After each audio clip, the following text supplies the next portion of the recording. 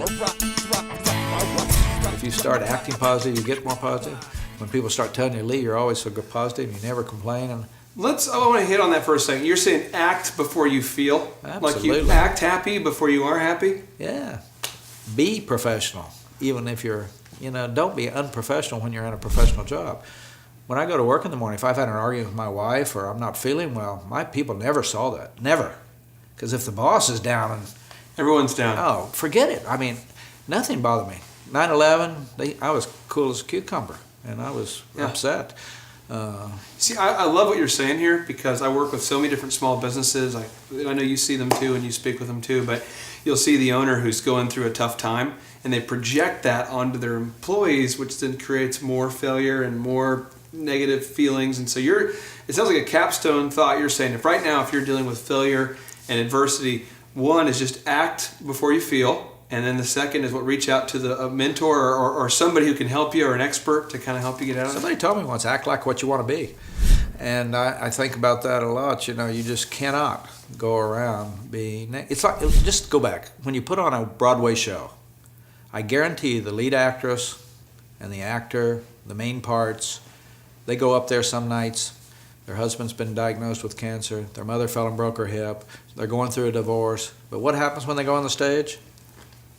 You never see it. They are enrolled, they perform their part because they got an audience, people paid for that ticket. That's what professionals do. Professionals, what time do professionals quit thinking about their job? Never. Even when I wake up at 3 in the morning, Priscilla said to me one morning, she said, Lee, what are you thinking about, darling? I said, you. Now that's the answer. That's not what I was thinking about. I was thinking about Disney because it's a curse. You've got to know that you have an audience, just like on Broadway. They've got an audience. And if you want people to come back to the show every night, you've got to have a good reputation. So at Disney, you call them cast members, and not employees, you're called cast members. And you're always, when you clock in at work, you're supposed to be on stage. You're on. Yeah. So, but you'd say for anybody out there who's serious about their career and getting ahead, the moment that you are working, you're acting. I say get out of your car, take a deep breath, and behave yourself. And be professional, pay attention to people. And by the way, what's in being in character? It's easy to understand that for Cinderella or Mickey Mouse, but managers need to stay in character. They have got a performance too. Everybody's watching the manager. How's their behavior? Just like Cinderella, there's no difference. Professionalism, the way they interact with people, the way they're available for their people, the sensitivity they have when they deal with an employee that has an issue, the empathy.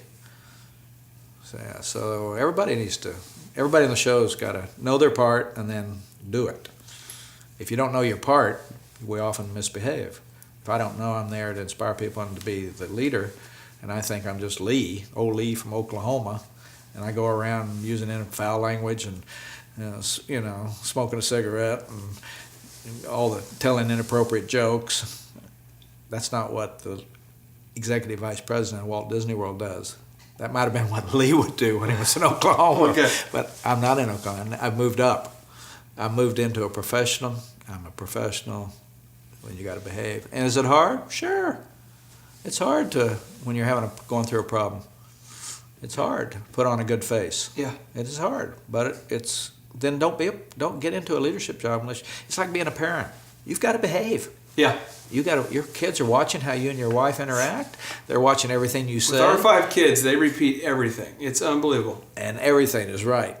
And some bad word may come out of their mouth someday that they heard with somebody they rode to school with, the next door neighbor. That's why I say be careful who your kids hang out with. Yep. Because people think you taught them that. They learned it next door from the other kids.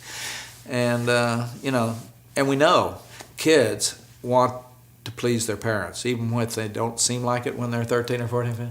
They do. They learn more from their parents. And at work, by the way, everybody learns more from the leader. Role modeling is the most important way people learn. Role modeling. Behave the way you want your people to behave. Care the way you want your people to care. It's awesome. I know that. And is it hard? Oh, man. There's days when I went in or Priscilla was sick and but I still have to bite my lip and get through it.